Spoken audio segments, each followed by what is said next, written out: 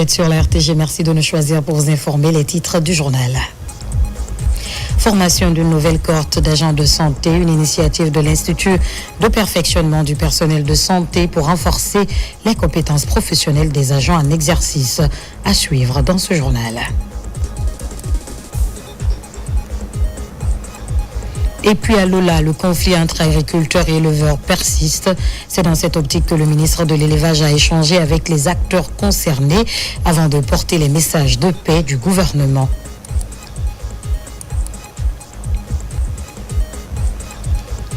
Enfin, les travaux de la première édition du modèle des Nations Unies en Guinée ont été officiellement lancés ce samedi à Conakry. L'activité bénéficie du soutien des structures onusiennes basées en Guinée. C'est au premier sommaire. Encore une fois, bonsoir et bienvenue à tous. Décédé ce lundi à Conakry des suites de maladie, le Kuntigi de la Basse-Côte, El Hadj Mamoudou Kamara laisse derrière lui l'image d'un patriarche respecté et d'un grand rassembleur. Le Premier ministre, accompagné de plusieurs membres du gouvernement, s'est rendu à l'hôpital sino-guinéen pour présenter au nom du président de la République, le général Mamadi Doumbouya, et du peuple de Guinée, les condoléances à la famille éplorée. Amadou Oriba est au micro de Ousmane Dangora. Suivez. D'abord, c'est avec une très grande tristesse que nous avons appris le décès du Kuntigi B de la Basse-Côte. C'était un vieil ami et dès l'annonce du décès, le gouvernement s'est mobilisé pour venir présenter les condoléances à la famille. Et le président de la République a instruit que toutes les modalités concernant les funérailles seront accompagnées par le gouvernement. Donc on vient d'avoir le programme initié par la famille. Nous allons nous conformer à ce programme et nous allons nous organiser pour réserver à l'illustre disparu, disons, des funérailles dignes de son rang. À présent, ce communiqué du bureau exécutif du Kontiguia annonce du décès du Kuntigi B de la Basse-Guinée. La haute autorité morale et coutumière de la Basse-Guinée a le regret et la profonde douleur d'annoncer le décès du Kuntigi B et Hadj Mamoudou Kamara à son Excellence Monsieur le Président de la République, le Premier ministre, chef du gouvernement, les membres du gouvernement, le président du CNT, les coordinations régionales et les associations affiliées au Kuntiguia, décès survenu ce lundi 27 octobre 2025 à 8h du matin à Conakry. Par la même occasion, nous vous informons que la cérémonie d'obsèques se déroulera comme suit. Mercredi 29 octobre 2025.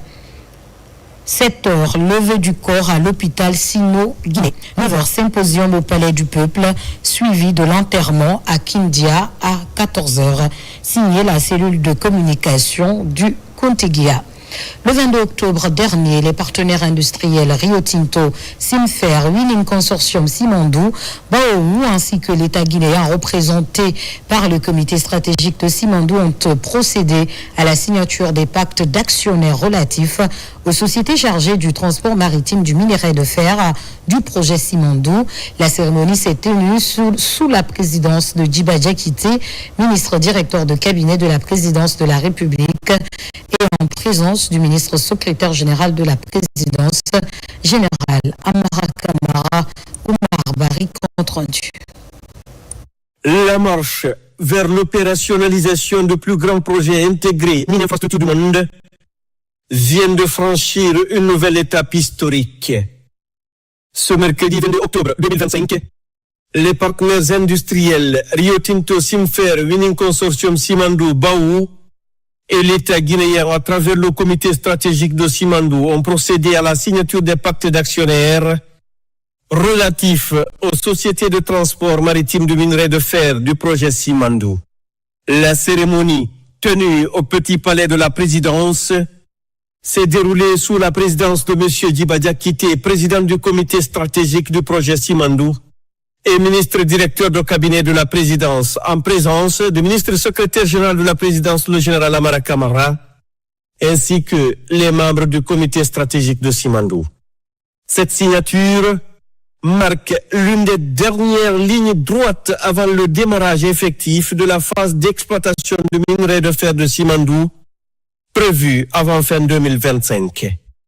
Elle concrétise la volonté du chef de l'État, son Excellence le général Mamadi Doumbouya, de faire du projet Simandou le moteur de la transformation structurelle de l'économie guinéenne.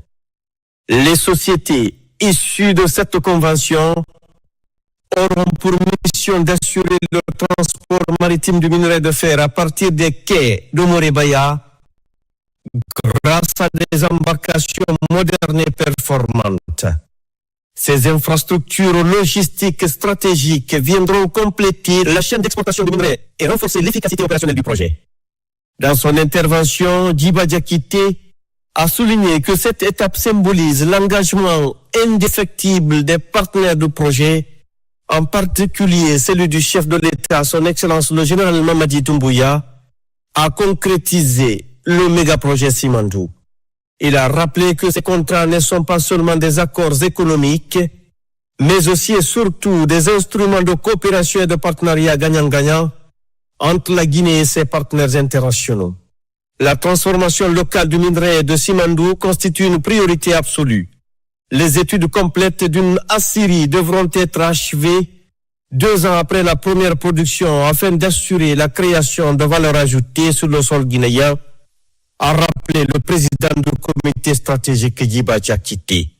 Le projet Simandou ne saurait être complet sans l'ensemble de ses composants structurants, en commençant par la construction des infrastructures stratégiques, de la mise en opération des différents blocs de mines, le bloc 1 et 2, affecté à Winning Consortium Simandou et son partenaire stratégique BAO, à Kéwané, mais également les blocs 3 et 4 qui sont affectés à Rio Tinto, Simfer et son partenaire stratégique Channelco.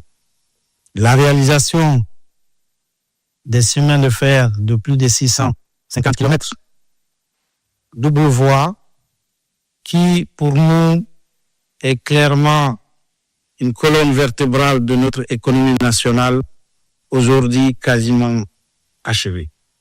Mais également la construction des ports dédiés au transport des mines, mais également des ports dédiés au transport de marchandises et de passagers.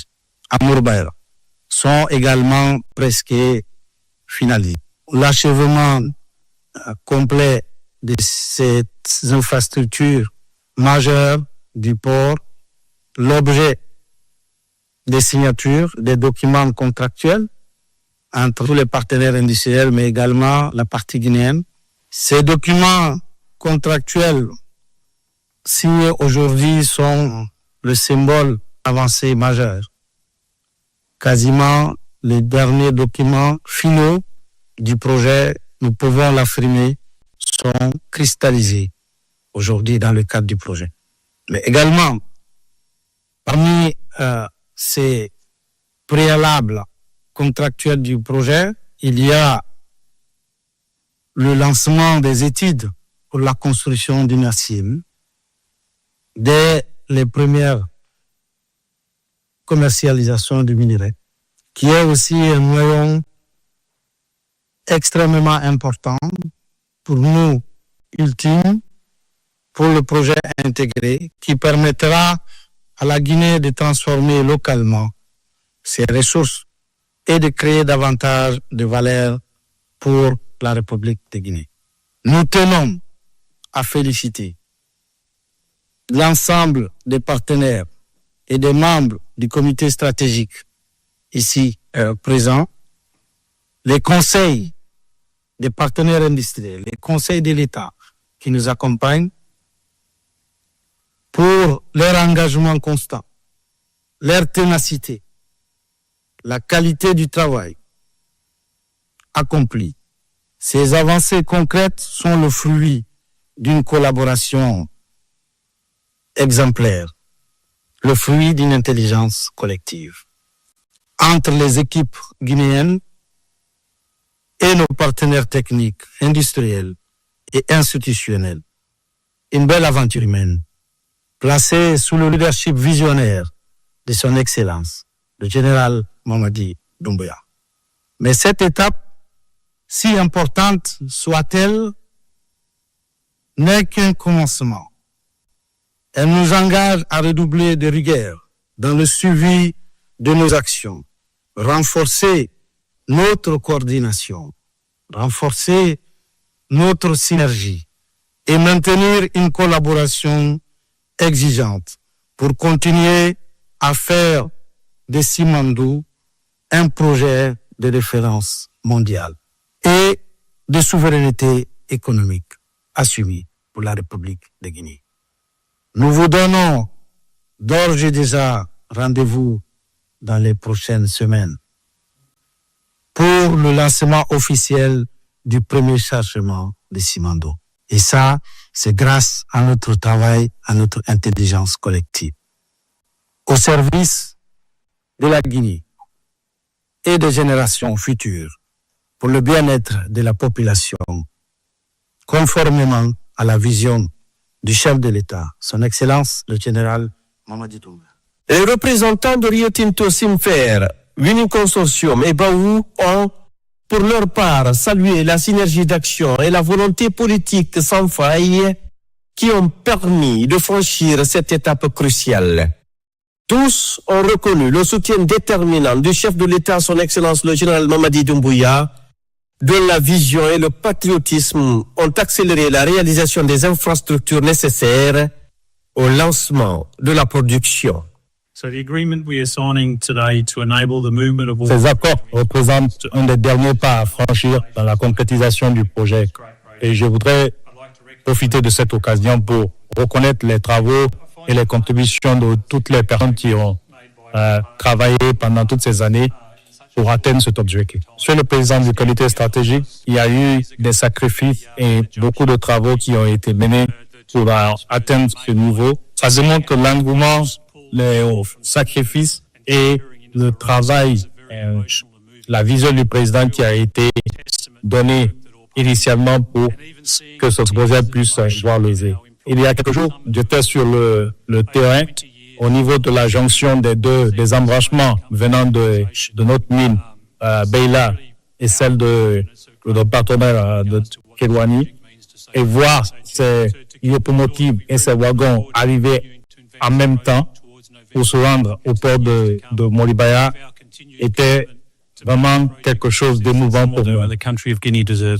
La cérémonie d'aujourd'hui marque une étape essentielle dans notre volonté commune avec l'État guinéen de compléter le système de transport du minerai de fer. Les accords signés aujourd'hui concernent la partie maritime, le transport maritime qui complète le système, qui nous permettra d'enlever le minerai dans la mine, de transporter sur les rails et de les amener au port et de les expédier sur le marché international. C'est un effort collectif. Nous sommes heureux que nous aboutissons cet après-midi avec le gouvernement et tout le comité stratégique de Simandou à ces accords qui permettraient de connecter le minerai de fer de la Guinée au reste du système maritime et commercial minier. Nous sommes très très contents à Rio Tinto et à Simfer de faire ce chemin avec l'ensemble de nos partenaires techniques, industriels et avec l'État guinéen, avec le soutien du comité stratégique, tous ses membres, mais en particulier avec le président du comité stratégique qui n'a ménagé aucun effort pour qu'on arrive à cette conclusion aujourd'hui.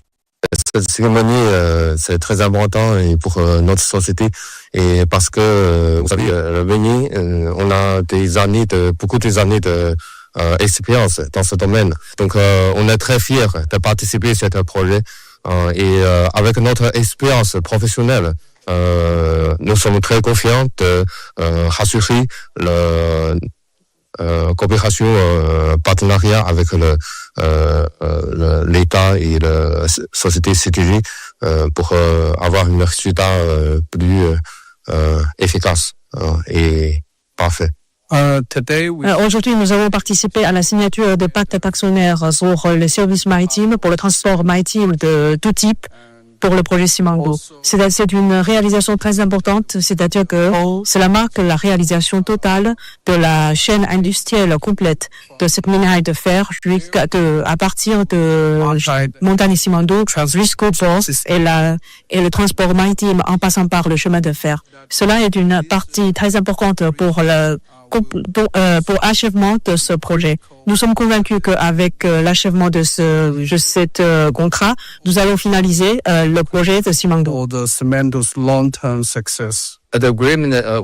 la signature des accords d'aujourd'hui marque une étape très importante dans le développement du projet Simandou, spécialement dans la construction de la chaîne industrielle et production du minerai de fer de Simandou.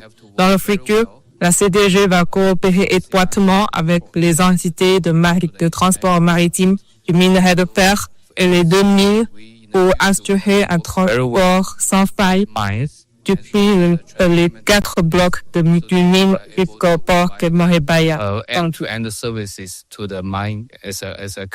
Porté par la vision éclairée du président de la République, le méga-projet Simandou, véritable catalyseur du programme Simandou 2040, illustre la profonde transformation d'une Guinée qui diversifie son économie et accélère sa mutation structurelle.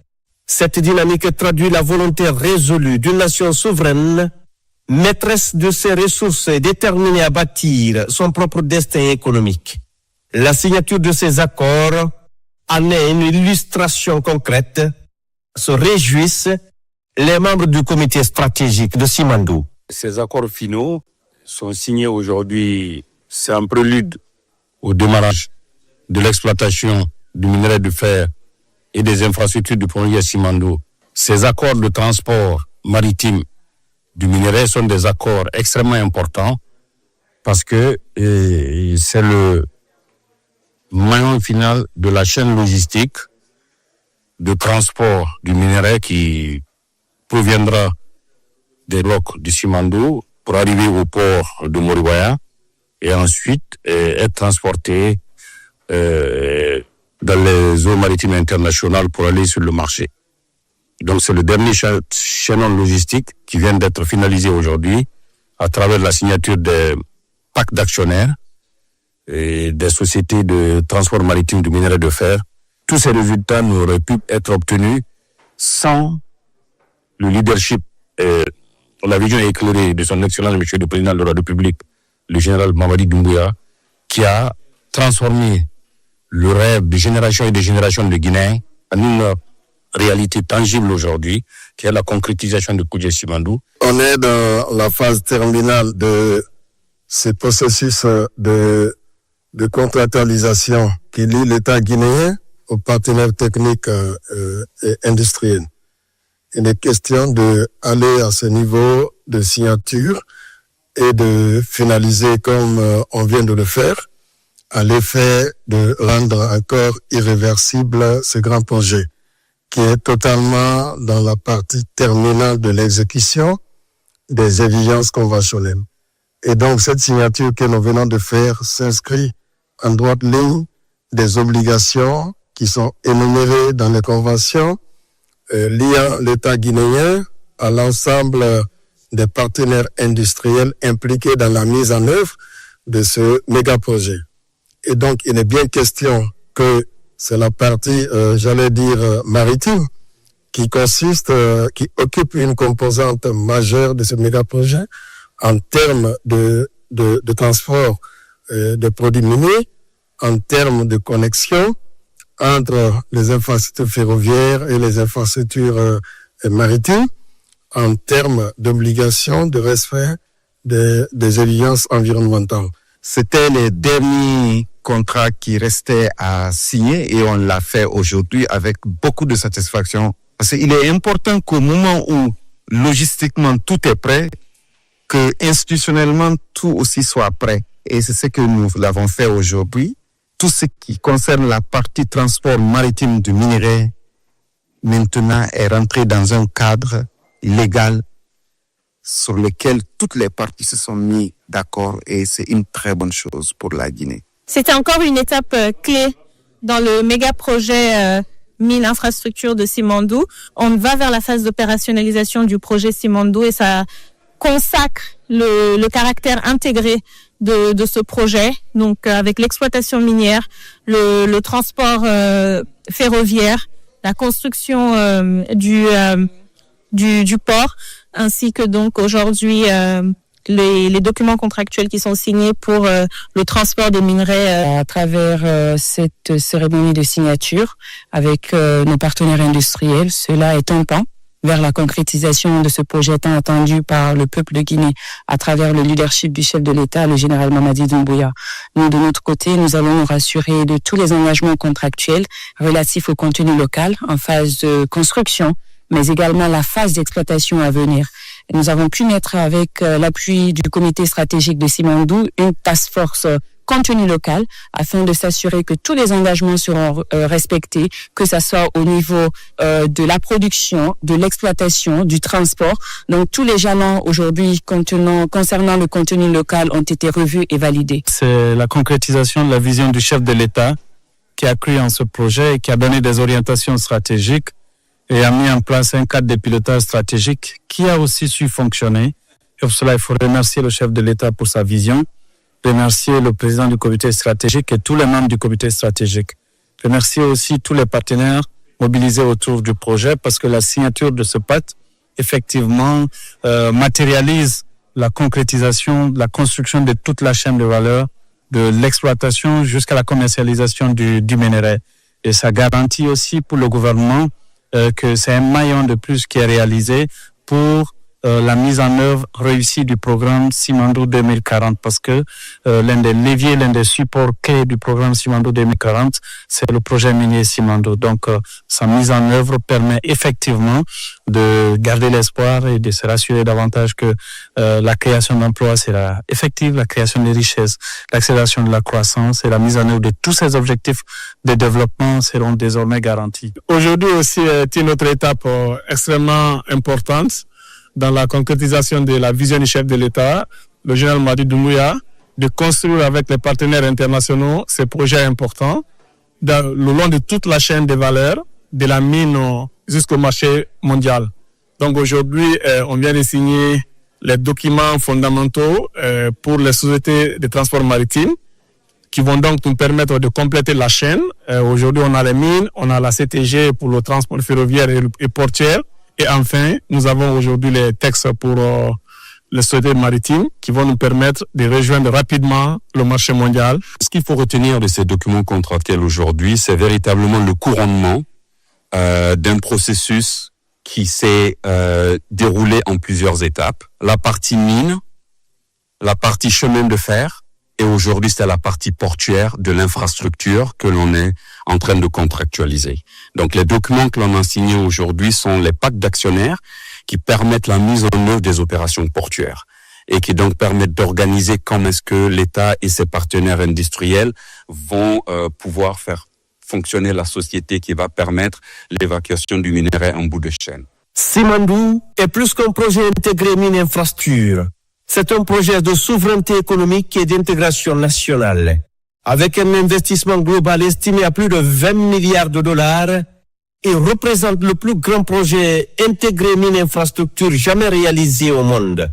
Et repose sur 4 composantes majeures, à savoir 2 gisements de minerais de fer à haute teneur exploités par Uni Consortium Simandou, bloc 1, et 2, Rio Tinto Simfer, bloc 3 et 4. Un chemin de fer multiservice et multi-utilisateur, le Transguinéen long de plus de 650 km à double voie, reliant les préfectures minières de Beila et Kerouané au port de Moribaya. 3 quais portuaires à Moribaya, un pour WCS Baou, un pour Rio Tinto Simfer, Chinalco, et un 3e dédié au transport des marchandises et des passagers. Une aciérie pour la transformation locale du minerai, dont les études de faisabilité doivent être achevées 2 ans après le démarrage de l'exploitation. Le projet Simandou accorde une place centrale au contenu local à travers 3 priorités. Offrir des emplois aux Guinéens, donner des opportunités d'affaires aux entreprises guinéennes à capitaux guinéens et surtout former les Guinéens pour garantir le transfert de compétences et de technologies, notamment via l'initiative Simandou Academy. Ces engagements traduisent la vision du chef de l'État, celle de faire de Simandou un projet d'inclusion, de formation et de prospérité nationale. Comme annoncé dans les titres, l'Institut de perfectionnement du personnel de santé vient de lancer la formation d'une nouvelle cohorte d'agents de santé. Il s'agit d'une formation certifiante en soins de santé primaire destinée à 200 personnes.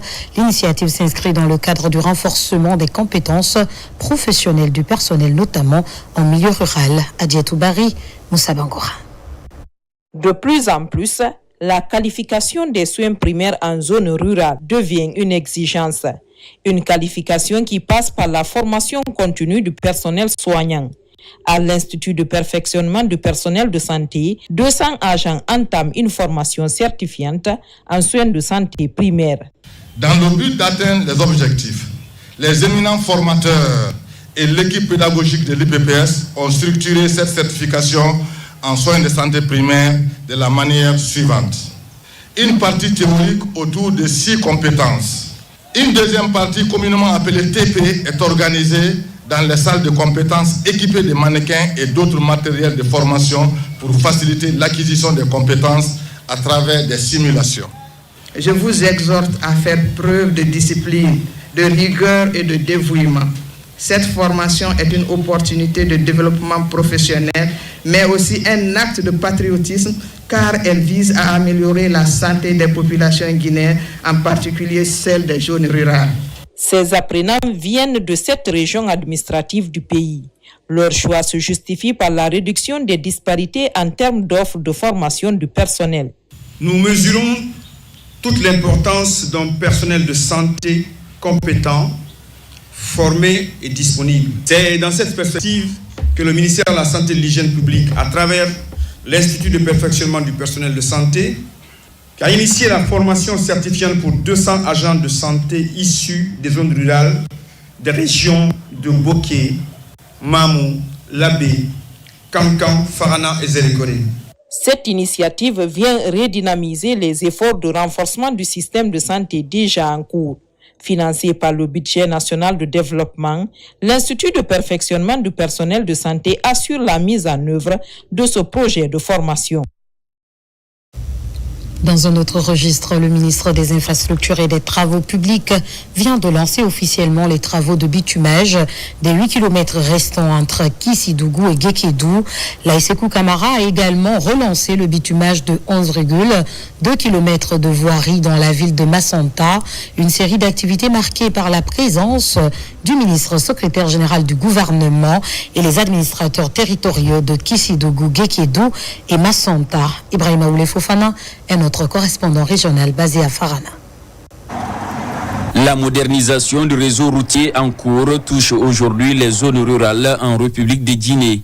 Sur la route nationale RN2, nous sommes entre Kissidougou et Guékédou. Ici, le ministre des Infrastructures et des Travaux publics, en compagnie de son collègue du secrétariat général du gouvernement, relance les travaux de bitumage de 8 km de route. On a que le mois d'octobre au mois de mai. Donc la plupart de nos travaux sont situés entre cette période. Donc une fois que les pluies sont terminées, il faut qu'on relance tous les travaux du chantier. C'est pour cela aujourd'hui nous sommes à Guékédou pour redémarrer les 18 km. Il reste à peu près maintenant 7 km. Pour cette route-là, elle a longtemps duré. Et cette fois-ci, cette reprise, c'est pour la terminer. C'est l'occasion de souligner que c'est une vraie volonté politique du chef de l'État, le général Mamadi Doumbouya, de connecter toutes les villes avec les autres villes. Cette route est une route nationale, mais elle est aussi internationale.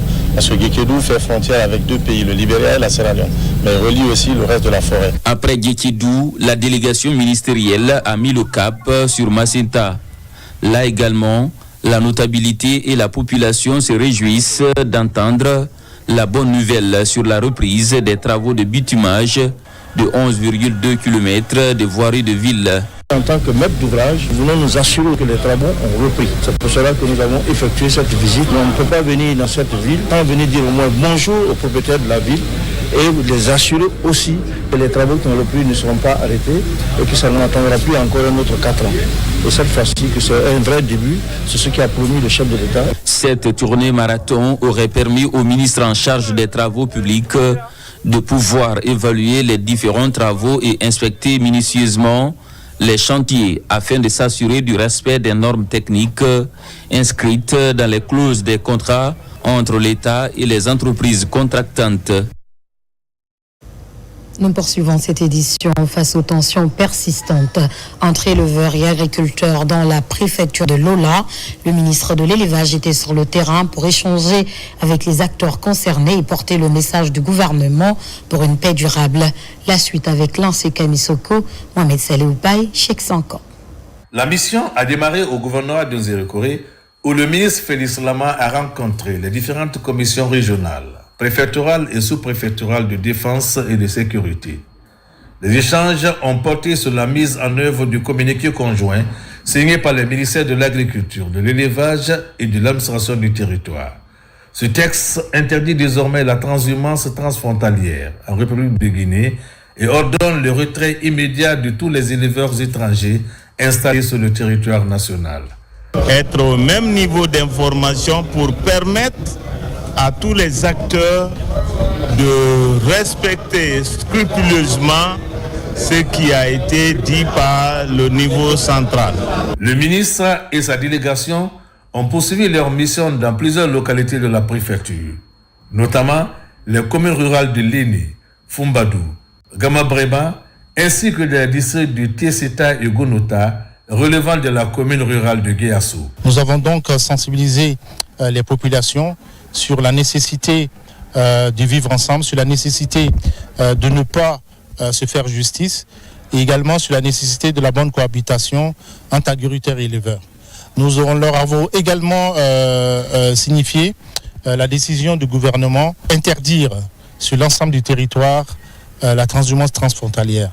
Nous leur avons également expliqué la décision du gouvernement à travers le ministère de l'Élevage, la réalisation des zones de pâturage pour les éleveurs guinéens. Les jours à venir, nos forces de défense et de sécurité qui nous appuient fortement dans cette opération puissent commencer le déguerpissement des transhumances frontaliers qui n'ont pas tempéré et qui sont encore sur le territoire guinéen. Après son passage, je pense qu'avec ces mots de sensibilisation qu'il a eu à avancer sur nous, avec la communauté, je pense que beaucoup va changer. À travers cette mission, le gouvernement affiche clairement sa détermination à mettre fin aux conflits agro-pastoraux et à consolider la paix dans la région forestière.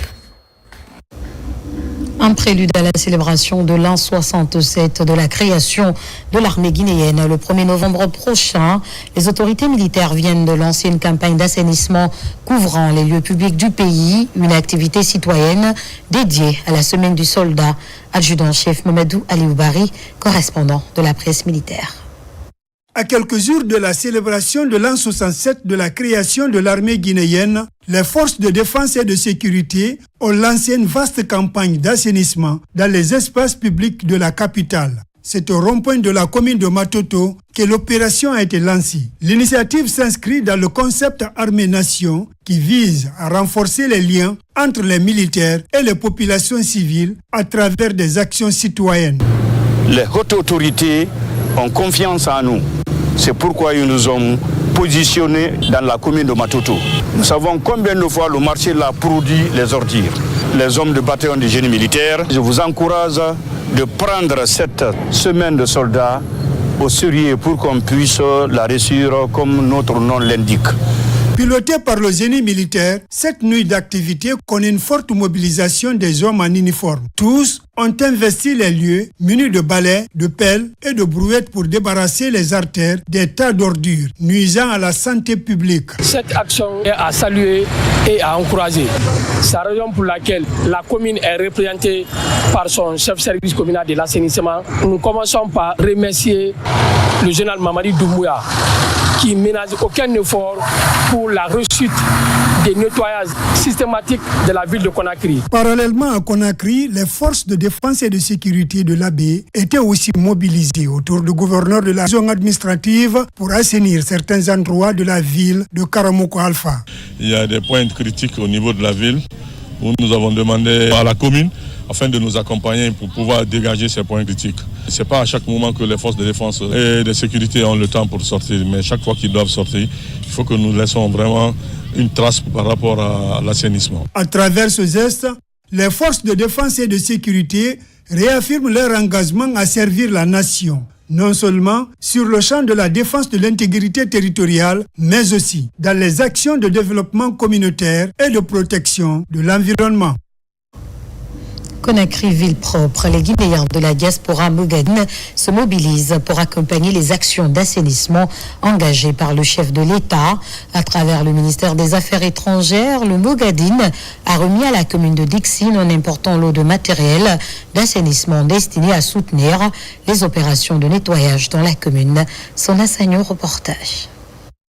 Face aux défis persistants de l'insalubrité, les Guinéens de la diaspora réunis au sein du Mogadin, mouvement des Guinéens d'Amérique et alliés, se mobilisent pour soutenir les efforts d'assainissement par l'intermédiaire du ministère des Affaires étrangères de l'intégration africaine. C'est l'appui aujourd'hui de la diaspora qui a décidé de se donner les mains afin de pouvoir vraiment accompagner au mieux les autorités du pays, particulièrement la commune de Dixine, qui est le bénéficiaire de ces dons. C'est un plaisir de vivre dans un environnement sain. Je voudrais d'abord commencer par remercier très sincèrement, au nom de l'autorité communale et de l'ensemble des populations de Dixine, cette ONG Mogadem qui a bien voulu donner ses équipements à la commune de Dixine. Et nous œuvrons pour que nous puissions respecter les engagements pris. Le ministre des Affaires étrangères a salué cette initiative citoyenne, symbole de patriotisme actif et d'engagement fort en faveur d'un environnement sain. Et la santé ne peut s'obtenir que dans l'hygiène. Et donc ils ont pensé à un niveau très élevé du grand programme Simandou 2040. Si vous regardez les 5 piliers, tous les 4 piliers concourent au bien-être et à la santé.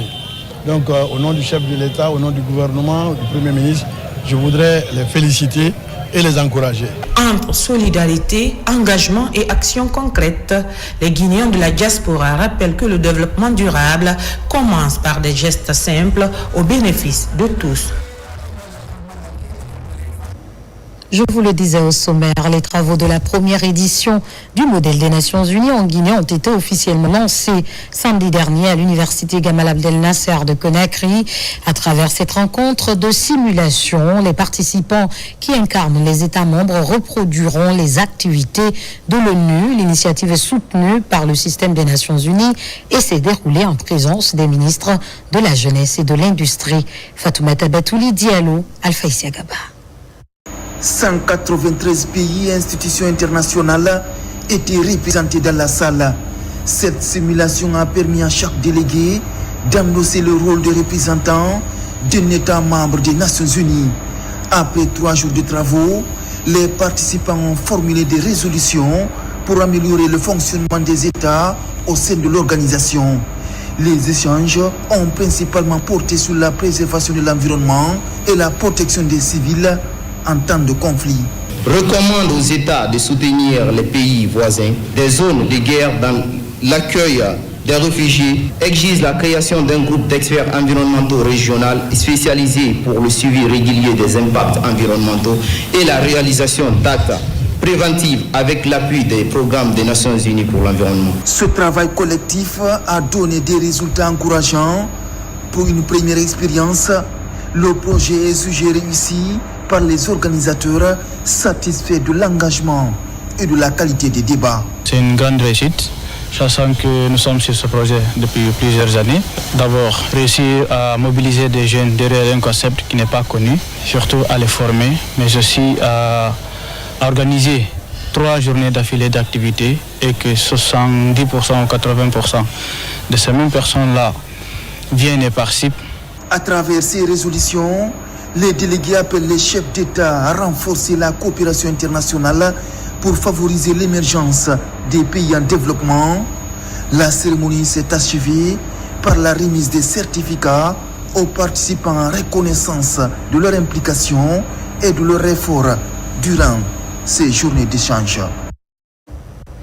Nous poursuivons ce journal. Les responsables de la chancellerie de l'ambassade de Chine en Guinée viennent d'animer un point de presse à Conakry.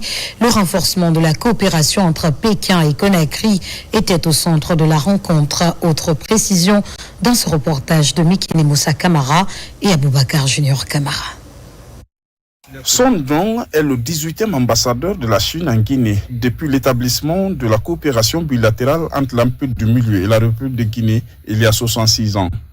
Ce diplomate est devant les professionnels des médias pour expliquer la vision de son institution, une sortie de haute connotation économique entre Pékin et Conakry. J'ai pris mes fonctions ici en août et j'ai récemment présenté mes lettres de créance au président de la République, son Excellence M. Mamadi Doumbouya.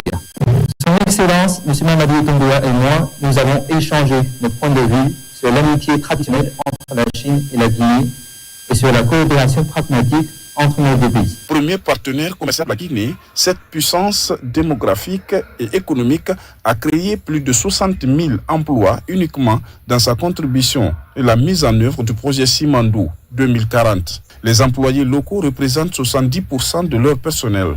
De janvier à août 2025, le volume des échanges bilatéraux a atteint plus de 13 milliards de dollars, soit une augmentation de 73,2% par rapport à l'année précédente.